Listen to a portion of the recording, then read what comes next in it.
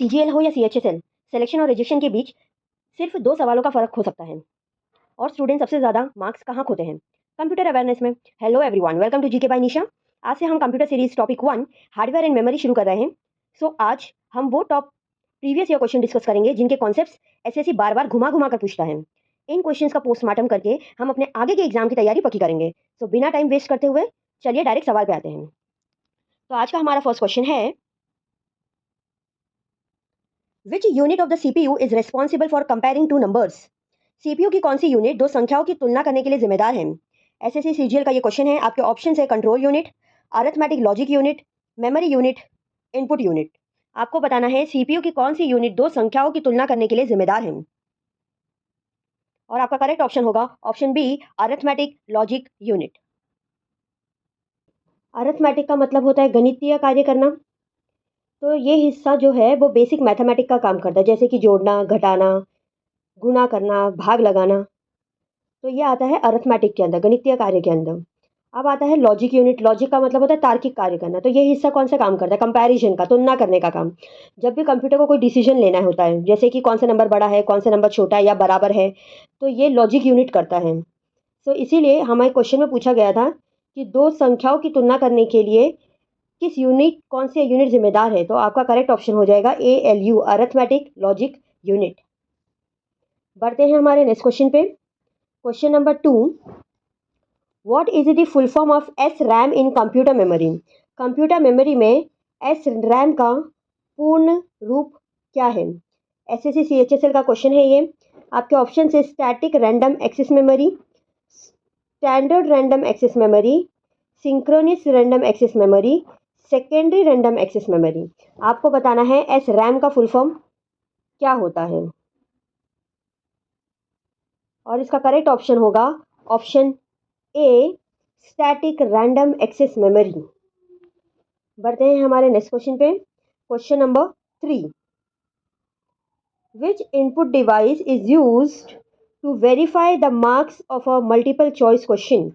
Multiple choice exam MCQ की उत्तर पुस्तिकाओं को जांचने के लिए किस इनपुट डिवाइस का उपयोग किया जाता है? एसएससी MTS का ये क्वेश्चन है। आपके ऑप्शन है OCR, OMR, MICR, barcode reader. MCQ की उत्तर पुस्तिकाओं को जांचने के लिए किस इनपुट डिवाइस का उपयोग किया जाता है? और इसका करेक्ट ऑप्शन होगा ऑप्शन बी, OMR। अब बढ़ते हैं हम अपने एक्सप्लेनेशन के पार्ट पे। OMR का फुल फॉर्म क्या होता है? सबसे पहले हम ये देख लेते हैं, ऑप्टिकल मार्क रिकॉग्निशन। ऑप्टिकल का मतलब होता है लाइट, रोशनी। मार्क का मतलब होता है निशान। और यहाँ पे रिकॉग्निशन का मतलब होता है पहचानना।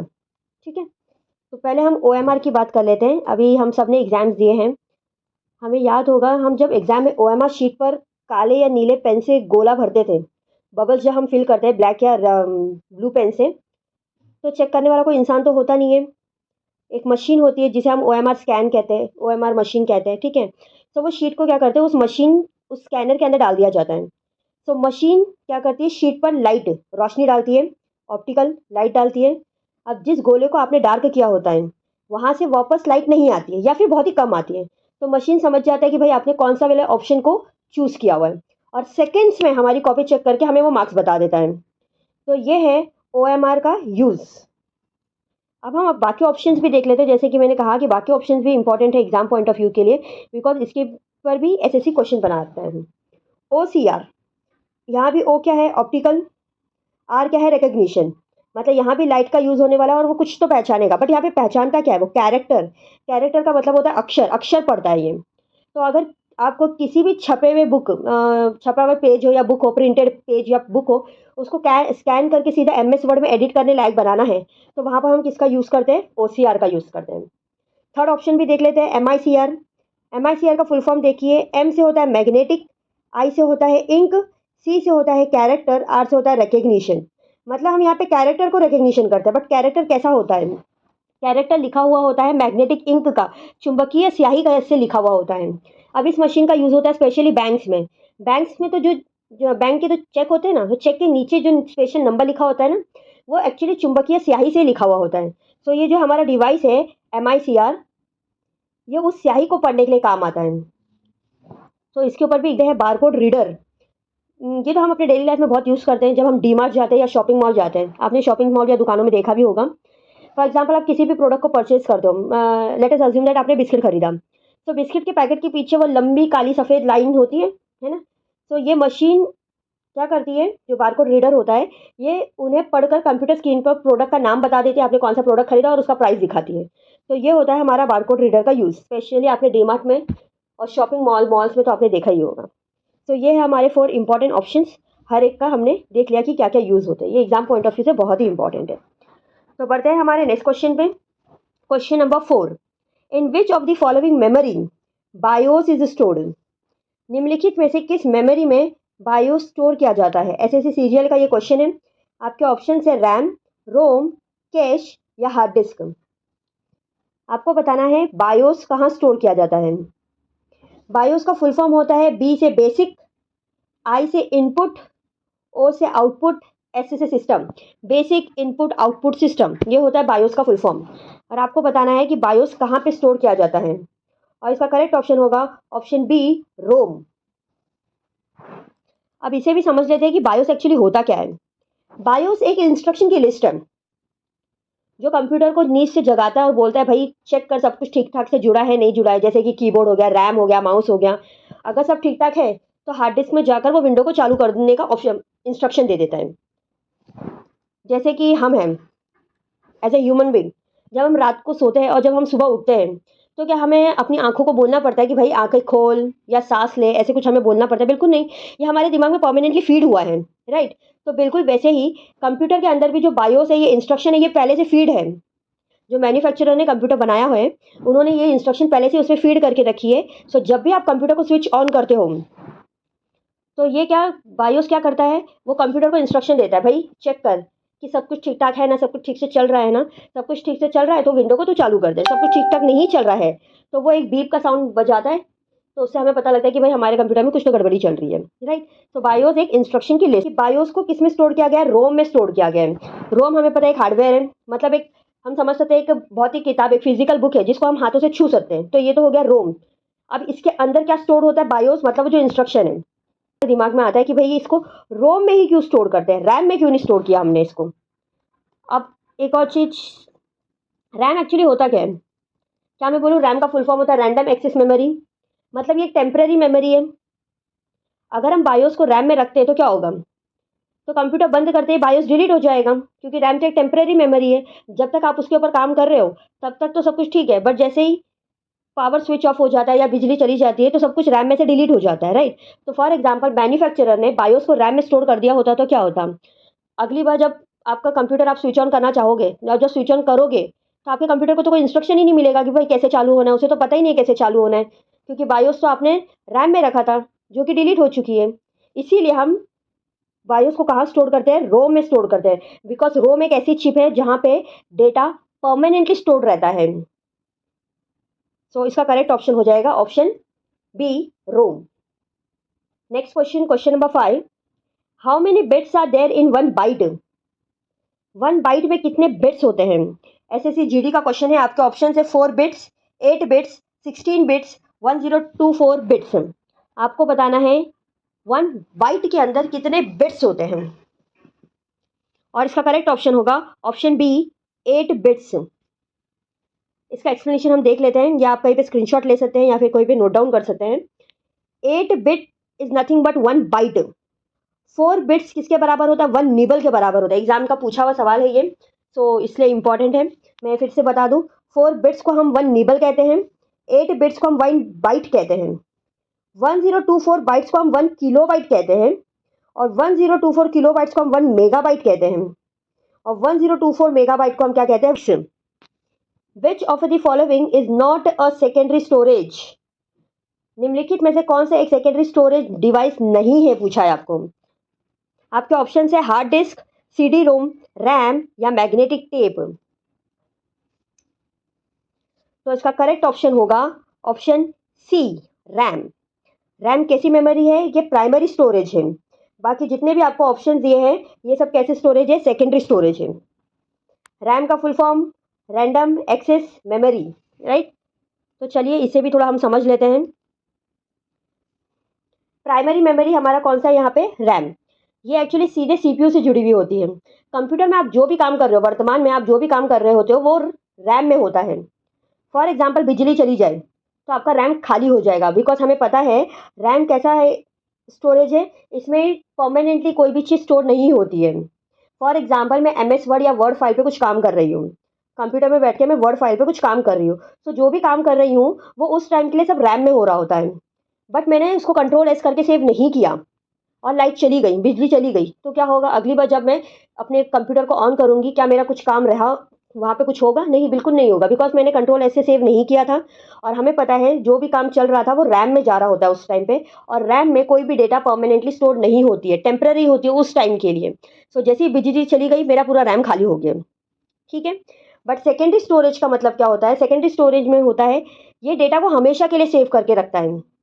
मतलब हम डेटा को, फॉर एग्जांपल अभी वर्ड फाइल का जैसे मैंने एग्जांपल लिया था, मैं कुछ काम कर रही थी और मैंने उसे कंट्रोल S करके सेव किया, तो वो सब कहाँ जाएगा? वो मेरे हार्ड ड्राइव में सेव हो जाएगा, परमानेंटली स्टोर हो जाएगा।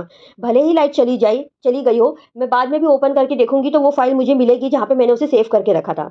तो सेकेंडरी स्टोरेज वो स्टोरेज होते हैं जहाँ पे आप अपने डेटा को सेव करके रखे होते हो, तो वो परमानेंटली वहाँ पे स्टोर रहते हैं, जैसे कि आपकी फोटोज हो गई, मूवीज हो गई या सॉफ्टवेयर हो गई।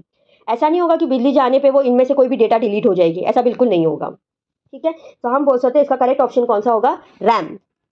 अब एक और डाउट है जो हमारे दिमाग में आती है, इसमें रोम ऑप्शन दिया नहीं है, बट रोम के बारे में भी हम बात कर लेते हैं। रोम भी एक प्राइमरी स्टोरेज है। अब हमें पता है रोम का फुल फॉर्म क्या होता है? Read only memory. मतलब यानी हम लोग, मतलब यूजर्स जो हम यूज कर रहे हैं, हम अपनी तरफ से इसमें कुछ भी नया राइट कुछ लिख नहीं सकते या कुछ सेव नहीं कर सकते। इसमें जो भी डेटा होता है उसमें को सिर्फ हम पढ़ सकते हैं। जैसे कि मैंने वर्ड फाइल का एग्जांपल लिया, वर्ड फाइल मैंने खुद बनाई थी, तो वो रोम में बिल्कुल भी सेव नहीं हो सकती है। वो सेव कहाँ पे होगी? फॉर एग्जांपल मैं उसे सेव करती हूँ तो वो सेव कहाँ पे होगी? हार्ड डिस्क में सेव होगी, वो रोम में सेव नहीं होगी। रोम में जो भी चीज़ें होती हैं उसे, उस चीज़ को, उस डेटा को हम सिर्फ पढ़ सकते हैं, राइट। तो आपका क्वेश्चन एक दिमाग में ये भी आ रहा होगा, अगर मेरी फाइल रोम में नहीं जाती है तो रोम में एक्चुअल में रखा क्या होता है? सो रोम में रखे होते हैं सॉफ्टवेयर्स जो फैक्ट्री से मिली होती है, मतलब जो कंपनीज ये कंप्यूटर बनाती है, जैसे HP हो गया, डेल हो गया, एप्पल हो गया। तो ये एक परमानेंट सॉफ्टवेयर जो बनाती है वो इसके अंदर डाल देती है। किसके अंदर? रोम के अंदर। तो वो रोम के अंदर सेव होता है, हम उसको ऐसे कुछ नहीं कर सकते, हम उसको सिर्फ रीड कर सकते हैं। इन शॉर्ट उन्होंने इंस्ट्रक्शन दी होती है कि डिवाइस कैसे काम करता है, कैसे चालू करेगा। जैसे हमने बायोस की बात की थी, बेसिक इनपुट आउटपुट सिस्टम, वो एक इंस्ट्रक्शन की लिस्ट है। ये जो मैन्युफैक्चरर होते हैं ये बनाते हैं, तो ये बना के कहाँ डालते हैं? रोम के अंदर डालते हैं। तो रोम के अंदर वो चीज़ें होती है जो मैन्युफैक्चरर की तरफ से जो इंस्ट्रक्शंस होती है वो सब रोम के अंदर सेव्ड होती है। जैसे कि हम अपने एग्जाम्पल भी ले लेते हैं, बाकी घर के जो चीज़ें होती है उसमें भी रोम चिप होती है। जैसे कि हमारी वॉशिंग मशीन, आपने देखा होगा मशीन में बटन्स लगे होते हैं, वॉश के, रिंस के, स्पिन के। जब हम मशीन का, फॉर एग्जाम्पल वॉश का मैं बटन दबाती हूँ, तो मशीन को कैसे पता लगेगा कि वॉश ही करना है, कितने टाइमिंग का करना है? सो ये जो कंपनी होती है जो इन्होंने बनाई होती है मशीन को, सो ये जो प्रोग्रामिंग, जो टाइमिंग इन्होंने सेट की होती है, सब कुछ ये इन्होंने रोम चिप में ही परमानेंटली सेव की होती है। हम इसे बदल या डिलीट बिल्कुल नहीं कर सकते हैं।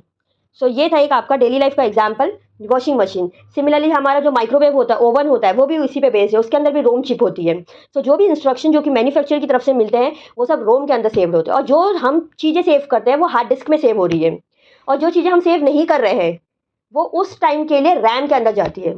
इसीलिए हम रैम को टेम्पररी मेमोरी बोलते हैं। उस टाइम के लिए रहेगी, जैसे ही पावर चला गया वो सब कुछ डिलीट हो जाएगा, खाली। तो यहाँ पे क्वेश्चन हमें यही पूछा था कि कौन सा वाला सेकेंडरी स्टोरेज नहीं है, तो आपका करेक्ट ऑप्शन हो जाएगा रैम। रैम एक प्राइमरी स्टोरेज है। चलिए पढ़ते हैं हमारे नेक्स्ट क्वेश्चन पे। The resolution of the printer is measured in. Printer का रेजोल्यूशन किस में मापा जाता है? SSC CPO का ये क्वेश्चन है। आपके ऑप्शन है पेजेस पर मिनट, डॉट्स पर इंच, लाइन्स पर मिनट, बिट्स पर सेकेंड। आपको बताना है प्रिंटर का रेजोल्यूशन किस में मापा जाता है। सो इसका करेक्ट ऑप्शन होगा ऑप्शन बी, डॉट्स प्रति इंच। चलिए अब इसे समझ लेते हैं। ऑप्शन बी जो कि इसका करेक्ट ऑप्शन है, डॉट्स पर इंच, ये कहना क्या चाह रहा है? ये कहना चाह रहा है कि पर इंच मतलब 1 इंच की चौकोर जगह में प्रिंटर जितना ज़्यादा डॉट्स बनाएगा फोटो उतनी ही साफ, क्लियर और शार्प बनेगी। एक्चुअल में प्रिंटर करता क्या है?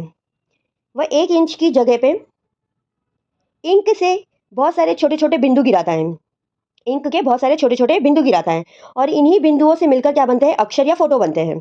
राइट। सो जितना ज़्यादा डीपीआई होगा, मतलब 1 इंच की जगह पे जितने ज़्यादा डॉट्स होंगे, उतना ज़्यादा आपके फ़ोटो की क्लैरिटी बहुत ही अच्छी होगी, उतना साफ फ़ोटो दिखाई देगी। और जितना कम डीपीआई होगा, उसका मतलब ये है कि फ़ोटो धुंधली या फटी-फटी दिखाई देगी। ठीक है? तो डीपीआई आपको क्या बता रहा है? आपको बता रहा है कि रेज़ोल्यूशन कैसा होगा आपके प्रिंट का, जो भी आपने फ़ोटोकॉपी निकाली है, उसका रेज़ोल्यूशन, इसकी क्वालिटी, उसकी क्लैरिटी कितनी अच्छी होगी, वो किस पे डिपेंड करता है? डीपीआई, डॉट्स पर इंच पे डिपेंड करता है, कि 1 इंच की जगह में कितने डॉट्स गिर रहे हैं। जितना ज़्यादा डॉट्स गिरेंगे, उतनी आपकी फ़ोटो की जो फ़ोटोकॉपी की जो फ़ोटो है, उतनी क्लियर, शार्प और साफ दिखाई देगी। ठीक है? बाकी ऑप्शंस को भी हम समझ लेते हैं कि बाकी ऑप्शंस आपको किसके बारे में बता रहे हैं। पेज प्रति मिनट, पेज प्रति मिनट ये आपको क्या बता रहा है? ये आपको बता रहा है कि 1 मिनट के अंदर कितने पेज छापे जा सकता है। मतलब ये बताता है कि प्रिंटर 1 मिनट में कितने पेज छाप सकता है, राइट? ये आपको रिज़ॉल्यूशन नहीं, आपको स्पीड के बारे में बता रहा है। आजकल की जो लेज़र प्रिंटर होती है, उनकी स्पीड हम किस पे मापते हैं? पीपीएम में मापते हैं। ये एसएससी का बहुत ही फेवरेट क्वेश्चन है। बढ़ते हैं हमारे थर्ड ऑप्शन पे। थर्ड ऑप्शन क्या कहना चाह रहा है? लाइन्स पर मिनट। ये कहना चाह रहा है कि 1 मिनट के अंदर हमारा प्रिंटर कितनी लाइन छाप लेता है। ये पुराने ज़माने के प्रिंटर जैसे कि ड्रम या चेन प्रिंटर की स्पीड नापने के लिए था, एलपीएम, जो एक बार में पूरी एक लाइन छापते थे। ठीक है? अब बात करते हैं ऑप्शन डी की। ये बता रहा है बिट्स पर सेकंड। इसका तो प्रिंटर से तो कोई लेना देना ही नहीं है। ये तो इंटरनेट और नेटवर्क की स्पीड नापने के काम आता है, जो हमारे जब हम डेटा ट्रांसफर करते हैं उसकी भी स्पीड होती है। सो उसकी स्पीड हम किससे मेजर करते हैं? बिट्स पर सेकंड। तो आपको ऑप्शन वन, ऑप्शन थर्ड और ऑप्शन फोर्थ ऐसे ही रॉन्ग हो जाते हैं, बिकॉज ये तो स्पीड के बारे में बता रहा है। ऑप्शन ए और ऑप्शन सी आपको प्रिंटर की स्पीड के बारे में बता रहे हैं। ऑप्शन डी आपको डेटा ट्रांसफर की स्पीड के बारे में बता रहे हैं। बट आपको क्वेश्चन में पूछा था कि आप प्रिंटर के रेजोल्यूशन किससे मापते हो, तो आपका करेक्ट ऑप्शन हो जाएगा डॉट्स पर inch. The resolution of the printer is measured in. Printer का रेजोल्यूशन किस में मापा जाता है? एसएससी सीपीओ का ये क्वेश्चन है। आपके ऑप्शन है पेजेस पर मिनट, डॉट्स पर इंच, लाइन्स पर मिनट, बिट्स पर सेकेंड। आपको बताना है प्रिंटर का रेजोल्यूशन किस में मापा जाता है। सो इसका करेक्ट ऑप्शन होगा ऑप्शन बी, डॉट्स प्रति इंच। चलिए अब इसे समझ लेते हैं। ऑप्शन बी जो कि इसका करेक्ट ऑप्शन है, डॉट्स पर इंच, ये कहना क्या चाह रहा है? ये कहना चाह रहा है कि पर इंच मतलब 1 इंच की चौकोर जगह में प्रिंटर जितना ज़्यादा डॉट्स बनाएगा, फोटो उतनी ही साफ, क्लियर और शार्प बनेगी। एक्चुअल में प्रिंटर करता क्या है? वह 1 इंच की जगह पे इंक से बहुत बहुत सारे छोटे छोटे बिंदु गिराता है, और इन्हीं बिंदुओं से मिलकर क्या बनते हैं? अक्षर या फोटो बनते हैं, राइट? सो जितना ज़्यादा डीपीआई होगा, मतलब 1 इंच की जगह पे जितने ज़्यादा डॉट्स होंगे, उतना ज़्यादा आपके फ़ोटो की क्लैरिटी बहुत ही अच्छी होगी, उतना साफ फ़ोटो दिखाई देगी। और जितना कम डीपीआई होगा, उसका मतलब ये है कि फ़ोटो धुंधली या फटी-फटी दिखाई देगी। ठीक है? तो डीपीआई आपको क्या बता रहा है? आपको बता रहा है कि रेज़ोल्यूशन कैसा होगा आपके प्रिंट का, जो भी आपने फ़ोटोकॉपी निकाली है, उसका रेज़ोल्यूशन, इसकी क्वालिटी, उसकी क्लैरिटी कितनी अच्छी होगी, वो किस पे डिपेंड करता है? डीपीआई, डॉट्स पर इंच पे डिपेंड करता है, कि 1 इंच की जगह। बाकी ऑप्शंस को भी हम समझ लेते हैं कि बाकी ऑप्शंस आपको किसके बारे में बता रहे हैं। पेज प्रति मिनट, पेज प्रति मिनट ये आपको क्या बता रहा है? ये आपको बता रहा है कि 1 मिनट के अंदर कितने पेज छापे जा सकता है। मतलब ये बताता है कि प्रिंटर 1 मिनट में कितने पेज छाप सकता है, राइट? ये आपको रेज़ोल्यूशन नहीं, आपको स्पीड के बारे में बता रहा है। आजकल की जो लेज़र प्रिंटर होती है, उनकी स्पीड हम किस पे मापते हैं? पीपीएम में मापते हैं। ये एसएससी का बहुत ही फेवरेट क्वेश्चन है। बढ़ते हैं हमारे थर्ड ऑप्शन पे। थर्ड ऑप्शन क्या कहना चाह रहा है? लाइन्स पर मिनट। ये कहना चाह रहा है कि 1 मिनट के अंदर हमारा प्रिंटर कितनी लाइन छाप लेता है। ये पुराने ज़माने के प्रिंटर जैसे कि ड्रम या चेन प्रिंटर की स्पीड नापने के लिए था, एलपीएम, जो एक बार में पूरी एक लाइन छापते थे। ठीक है? अब बात करते हैं ऑप्शन डी की। ये बता रहा है बिट्स पर सेकंड। इसका तो प्रिंटर से तो कोई लेना देना ही नहीं है। ये तो इंटरनेट और नेटवर्क की स्पीड नापने के काम आता है, जो हमारे जब हम डेटा ट्रांसफर करते हैं उसकी भी स्पीड होती है। सो उसकी स्पीड हम किससे मेजर करते हैं? बिट्स पर सेकंड। तो आपको ऑप्शन वन, ऑप्शन थर्ड और ऑप्शन फोर्थ ऐसे ही रॉन्ग हो जाते हैं, बिकॉज ये तो स्पीड के बारे में बता रहा है। ऑप्शन ए और ऑप्शन सी आपको प्रिंटर की स्पीड के बारे में बता रहे हैं। ऑप्शन डी आपको डेटा ट्रांसफर की स्पीड के बारे में बता रहे हैं। बट आपको क्वेश्चन में पूछा था कि आप प्रिंटर के रेजोल्यूशन किससे मापते हो, तो आपका करेक्ट ऑप्शन हो जाएगा डॉट्स पर inch. Which among the following is a non volatile memory? निम्नलिखित में से कौन सी एक नॉन वॉलेटाइल मेमोरी है? एसएससी सीएचएसएल का क्वेश्चन है ये। आपके ऑप्शन है रैम, कैश, रोम या रजिस्टर्स। आपको बताना है इनमें से कौन एक नॉन वॉलेटाइल मेमोरी है। नॉन वॉलेटाइल का मतलब होता है कि बिजली चले जाने के बाद डेटा डिलीट नहीं होता। तो इसका करेक्ट ऑप्शन होगा ऑप्शन सी, रोम। रोम मतलब रोम के अंदर जो भी डेटा स्टोर होता है, कभी बिजली चली गई आपके कंप्यूटर की, तो इसका मतलब ये है कि उसके अंदर का डेटा कभी भी डिलीट नहीं होगा, वो परमानेंटली स्टोर होता है। तो चलिए बढ़ते हैं आगे। Question number 9, cache memory is situated between. Cache memory किन के बीच स्थित होती है? एसएससी सीजीएल का ये क्वेश्चन है। आपके ऑप्शंस है CPU and RAM, RAM and hard disk, CPU and monitor, ROM and RAM. बहुत ही इंपॉर्टेंट क्वेश्चन है ये। आपको बताना है कैश मेमोरी किन के बीच स्थित होती है, और आपका करेक्ट ऑप्शन होगा option A, CPU and RAM. अब इस मेमोरी पिक्चर में क्यों आई, उसको हमें पहले समझना ये है कि जो सीपीयू है हमारी, वो बिजली की तरह तेज काम करती है और रैम बहुत ही धीरे धीरे काम करती है। और सीपीयू को बार बार रैम के पास जाना पड़ रहा है, इसका मतलब हमारा कंप्यूटर तो स्लो हो जाएगा। इसीलिए कैश मेमोरी को इन दोनों के बीच में लगाया जाता है। तो कैश मेमोरी एक्चुअली है क्या? कैश मेमोरी कंप्यूटर की एक बहुत ही छोटी सी लेकिन बहुत ही हाई स्पीड मेमोरी होती है। ये सीधा सीपीयू और रैम के बीच में लगी होती है, और इसका मुख्य काम क्या है, इसका इंपॉर्टेंट काम क्या है कि कंप्यूटर की स्पीड को बढ़ाना। जो डेटा या इंस्ट्रक्शन सीपीयू को बार बार चाहिए होती है, वो क्या करता है, रैम की जगह पे कैश मेमोरी में स्टोर हो जाता है। अब वो कैश मेमोरी में क्यों स्टोर कर रहा है? क्योंकि उसको बार बार रैम के पास नहीं जाना पड़ेगा, तो उसकी स्पीड स्लो नहीं होगी। इसीलिए वो किस में स्टोर कर दे रहा है? कैश मेमोरी में स्टोर कर दे रहा है। तो कैश मेमोरी को कहाँ पे रखा गया है? सीपीयू और रैम के बीच में। क्यों रखा गया है? सीपीयू की स्पीड बढ़ाने, कंप्यूटर की स्पीड बढ़ाने के लिए। आप इसको एक सिंपल डेली लाइफ एग्जाम्पल से समझ सकते हैं। फॉर एग्जाम्पल, हम कहीं पे जा रहे हैं सफ़र पे, ठीक है, टूर पे जा रहे हैं, तो मेरे पास एक क्या होगा, मेरे पास बैकपैक होगा जो मैं पीछे अपने कंधे पे लटकाया होगा मैंने, राइट। अब उस बैकपैक में हमने क्या रखा होगा? नॉर्मली हमारे कपड़े, पानी का बोतल वगैरह वगैरह बाकी सामान, ठीक है। छुट्टे हैं, कुछ पैसे हैं, ट्रेन का टिकट है, मोबाइल हो गया। वो क्या हम अपने बैकपैक पे रखेंगे या अपने पॉकेट में रखेंगे? ऑब्वियसली हम अपने उसको पॉकेट में रखेंगे, क्योंकि उनकी ज़रूरत हमें बार बार पड़ने वाली है। तो बार बार क्या मैं अपना बैग खोलूंगी, फिर उसे निकालूंगी, फिर मैं उसे रखूंगी, फिर निकालूंगी? नहीं, इससे तो मेरी स्पीड स्लो हो जाएगी। सो जो चीज़ मुझे फ्रीक्वेंटली बार बार चाहिए, वो मैं कहाँ रखूंगी? अपने पॉकेट में रखूंगी। तो आप इसे ये समझ सकते हैं कि मैं सीपीयू हूँ, और जो मेरा पॉकेट है वो क्या है? कैश मेमोरी है। और जो मेरा बैक पैक है वो रैम है। तो मुझे बार बार रैम के पास ना जाना पड़े, मैं अपना सामान को कहाँ रख रही हूँ? अपने पॉकेट में रख रही हूँ, अपनी कैश मेमोरी में रख रही हूँ, जो भी मुझे बार बार लगते हैं चीज़ें। तो ये था आपका answer, option A, CPU and RAM. तो चलिए, हमने इसका कॉन्सेप्ट समझ लिया है। अब बढ़ते हैं हमारे नेक्स्ट क्वेश्चन पे, क्वेश्चन नंबर 10। आज का last question, what is the full form of USB? USB का पूर्ण रूप क्या है? एसएससी एमटीएस का पूछा हुआ ये सवाल है। आपके ऑप्शन है यूनिवर्सल सीरियल बस, यूनिक सीरियल बस, यूनिवर्सल सिस्टम बस, यूनाइटेड सीरियल बस। आपको बताना है यूएसबी का पूर्ण रूप क्या है, और इसका करेक्ट ऑप्शन होगा ऑप्शन ए, यूनिवर्सल सीरियल बस। तो ये थे आज के 10 इंपॉर्टेंट प्रीवियस ईयर क्वेश्चन। मुझे पूरा भरोसा है कि इनमें से आपने कुछ नया कॉन्सेप्ट ज़रूर सीखा होगा। कमेंट में ज़रूर बताइएगा कि आपके स्कोर कितना रहा। अगर सिलेक्शन पक्की करनी है तो इस कंप्यूटर सीरीज़ को फॉलो करो। अगला video topic 2 standard level questions पे है, मिस मत करना, सब्सक्राइब कर लेना। ऐसे ही कंटेंट के लिए मिलते हैं अगली वीडियो में, तब तक के लिए पढ़ते रहिए। जय हिंद, जय भारत।